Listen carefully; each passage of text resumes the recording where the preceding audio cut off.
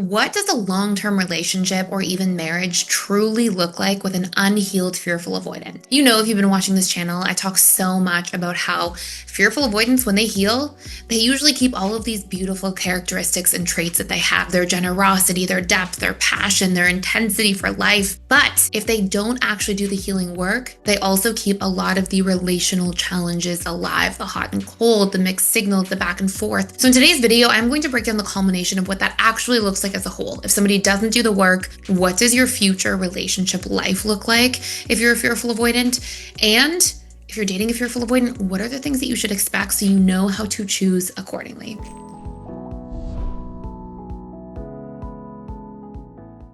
If you're new here, hello and welcome. This is a channel where I put daily content out. We often share lots of free gifts or free courses or exciting things here, but it's all about the subconscious mind, how we can actually rewire at the subconscious level to create huge new shifts in our patterns, to go from insecurely attached to securely attached, rewire our nervous system, build the best relationships of our life accordingly. And we talk a lot about relationships in general on this channel. And I'm very glad you stopped by.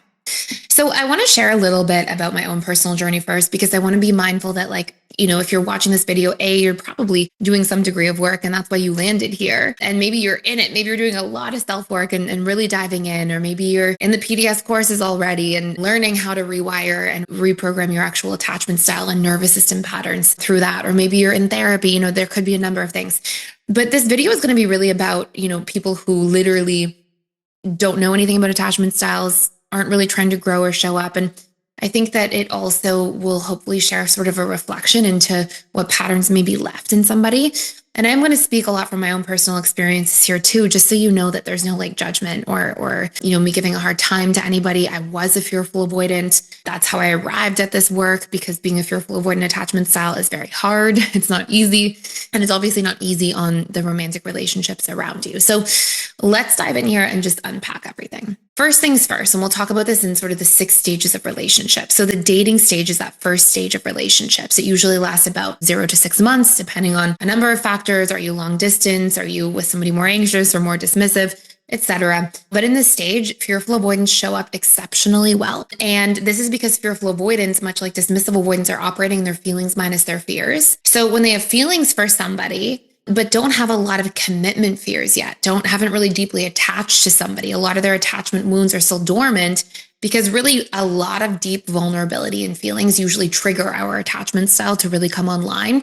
And that doesn't usually happen until, towards the end of the dating stage, or at least further down into that 6 months. Maybe you date and move into the honeymoon stage at 4 months, usually around 3-4 months, a month or two leading up to when you make a commitment to move into the honeymoon stage, which is literally what moving into the honeymoon stage is characterized by: some degree of commitment. Usually close until that point, your attachment style is not that activated. And so this is where fearful avoidants show what I like to think of as more of their true selves.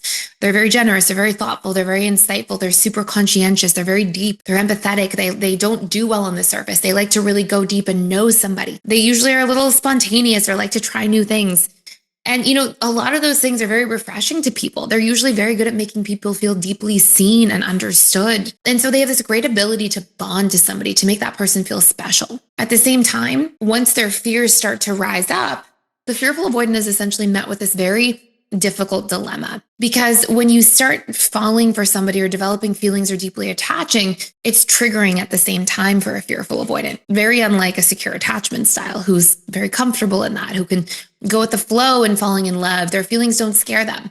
But for fearful avoidants, the more they feel, the more they tend to become afraid simultaneously. And it's really this bittersweet experience that they tend to have. And so much of this is largely because they have deep beliefs. I personally, when I was fearful avoidant, used to believe, fully believe, unquestioned, that, everybody eventually is going to change their feelings about you.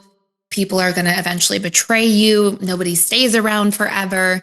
I didn't even trust, or people are going to trap you and make you feel confined or try to control you.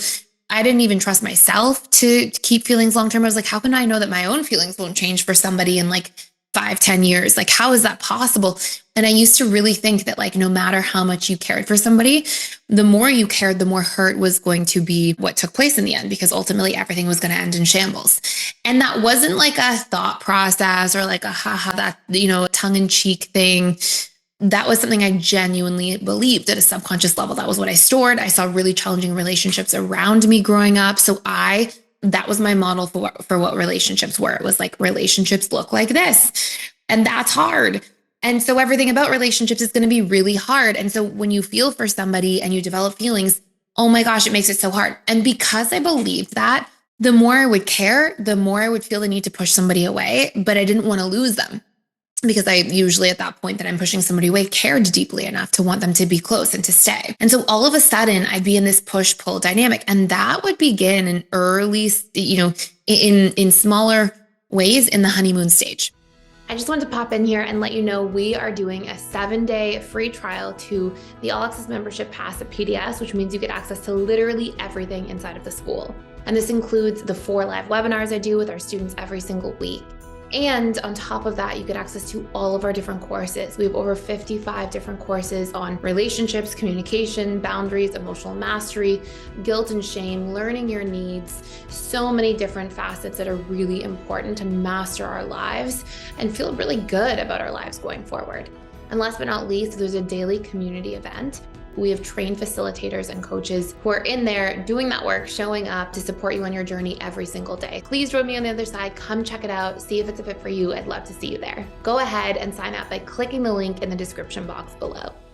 So the honeymoon stage is your next stage of relationships. And that stage of relationships lasts after the dating stage, 0 to 6 months, about another year to year and a half. So you're sort of sitting at like a year and a half to 2 years total. And fearful avoidance, unique from other attachment styles, when they get in the honeymoon stage, now there's something that can be broken. Trust can be broken. There can be something painful here that can, you could hurt me. We've committed to each other in some way. Now you could really hurt me. And it's in that stage in particular that I like to think of them as sort of having like one foot on the dock and one foot on the boat. And for me, I know in the honeymoon stage, I would start being afraid. I would always transition into going from like on, my best self, not fearing anything, to then once there was a commitment, and commitment would scare me. And it would scare me because I knew that it was going to make me feel chaos inside. It was going to make me feel like as soon as I was committed, oh my gosh, now you could really hurt me. This could now end because if you violate the commitment or hurt it or don't show up as I think that we should in a commitment, then like that's going to be the end. I knew I wasn't forgiving of things and had no capacity for forgiveness. And it wasn't coming from like having healthy standards. It was coming from like fear and extreme expectation. And, for me, that meant like, okay, now there's all this pressure. Like, okay, we've now entered into the honeymoon stage. We've now entered into the pressure cooker. And I also felt like commitment meant that I had to give myself away. Like I couldn't have my own hobbies or interests or needs. Like the relationship now had to be at the center point of my reality. And I just assumed that that's the way it was supposed to be. So you can think of it as like a pendulum swinging. I would start like slowly questioning things, doubting things is going to work long term. I would maybe be testing a little bit and test somebody a little bit more. So for example, I remember one time I was dating somebody and they had told me like, yeah, I went out with my friends in the evening and I, came home really early and went to bed early. And then, learning, and I said, what time did you go to bed? Did you sleep well? And didn't think too much of it. But in hindsight too, like as a fearful avoidant, I was storing all information all the time. And then it was something like they said, yeah, I was back around 9-ish. And then I heard from their friend that they were back at like 10 or 9:45. Like it wasn't even a huge discrepancy. And I remember thinking like, they lied. This is terrible. Like they're now a liar. And in my mind, rather than, seeing it from this like secure space of like, okay, well, there's like a 45-minute discrepancy. They said ish. They didn't say like at 9 o'clock sharp, I was home. It's not like they were out like partying, doing something crazy in some sort of crazy place that I should feel, some sort of way about. I like knew the friends that they were with, all these things, rather than like feeling like, oh yeah, like no big deal. Like they just didn't get as in detail in the story here. I remember thinking like they lied, they're a liar. I can't trust them. I didn't know how to be vulnerable or say like, hey, can you shed some context on that or some light on it? I didn't know how to be vulnerable because I didn't ever want to come across as like controlling or weak, a lot of these fears that I had. So what I would do in my mind is just like slowly like, hold on to that and put a wall up and be like, okay, well, now I'm not sure about you. And I would keep doing this, right? And then Some days I would really get stressed about those things. I'd have a few walls I put up from collecting, ideas about things and people and situations. And I really had no capacity to communicate through things because I just didn't know how that worked or what that looked like. And so everything would just build a wall. And then, I'd have really strong feelings and on some days, and other days I would feel really threatened and confused about a relationship. And I would flip flop in my mind because I didn't have a capacity to address things. And I would jump to worst case scenario conclusions because I had a lot of my own core wounds, betrayal core wounds, abandonment core wounds, feeling so afraid of being trapped or helpless. Like, a lot of these things controlled. And so, that led me to start entering into the power struggle stage a little bit early. Now, this is statistically the stage that most people break up from. And this does not have a timeline like the other stages. People can spend a whole marriage in the power struggle stage and have never left. But, securely attached people, they usually move through it pretty gracefully. Every attachment style goes through this. They usually move through it in like 3 or 4 months, and it's marked by slightly more arguments, disagreements. Now, if you're good at working through disagreements, right? If you're good at communicating through disagreements and solving for them, then you move through these things. All of the things that were causing disagreements, you learn about each other around, you learn what each other needs, you show up for it, and you come out of the power struggle stage much closer together. And then that ends up moving you into the stability, commitment, and eventually bliss stage, which is like the honeymoon stage, but you know somebody much more deeply, right? That's not like the mask is on and you're still getting to know somebody and you're on your best behavior, as people often present themselves in the dating stage more so that way. And so you'll see that real shift and change. Now, what does this mean for a fearful avoidant? Well, fearful avoidance, this is where it gets into the long-term relationship. If they don't heal, they stay in the power struggle stage. And what you'll see is you can imagine a pendulum swinging, and it starts to pick up steam, or almost like the roller coaster starts small and then you get to the big loops in the roller coaster. Fearful avoidance, what starts as this frustration and maybe pulling away, often ends up with, larger arguments, much more fighting, sometimes saying things that really hit below the belt. Like I think of like the volcano erupting, and I would experience this. Like I would hold things in. I never knew how to talk about things directly because it felt way too vulnerable. So if somebody hurt me, I couldn't show them. I couldn't say like, oh, this hurt me. Can we work on it? No way. Like that was not going to happen because I was too scared to express my feelings. I felt like that made me weak and that like, I don't want to rely on somebody. So what I would do is I would get really mad about unrelated things. So let's say somebody, hurt my feelings, or I felt like something bothered me. I would hold it in. And then like if the dishwasher was left open or something, I'd be like, so mad about that. Make unhealthy comments, hit below the belt with comments sometimes, things that I feel terrible about, things I actually called my exes in the past and said sorry for. Not things that are like evil, but just things that are like, we're just unfair, and I'm sure that made people feel confused because they'd be like, why are you so mad about this thing over here? When, like that's not that big of a deal. But really what was happening is I would like be so warm one day and then so cold another day. And then 4 days later, maybe get really mad about something small that was like, for what? Because I wasn't sharing the big things or the things I was afraid about. And this is very common for fearful avoidance. And so, long-term in a relationship, unless a fearful avoidant does the work, it's almost impossible for them to leave the power struggle stage of dating, which means if you are a fearful avoidant, you'll see like your life line of relationships, the life cycle of relationships goes dating stage, honeymoon stage, power struggle, breakup. And then that further seems to reinforce this idea that relationships are just like dating, honeymoon, like they're either really good, infatuation, or lots of fighting, and there's no in between.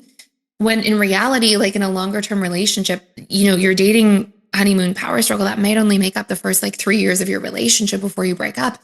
And relationships go so much further beyond that. And that ends up being a small portion of the whole life cycle of a relationship, right? If that's the first 3 years, like for me now, I'm going on like the 11th year with my husband. And like, that's a very small thing in retrospect, the first 3 years, right? It wasn't.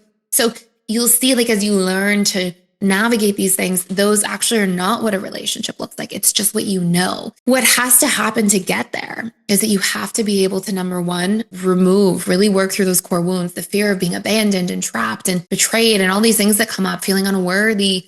You have to work through those things. Those are things that you are not born with. Those are conditioned ideas. You can recondition them using neuroplasticity and subconscious rewiring tools, all of which we have in PDS in an enormous amount of detail, by the way. And the other things that are important, so rewiring your wounds, learning your needs, huge.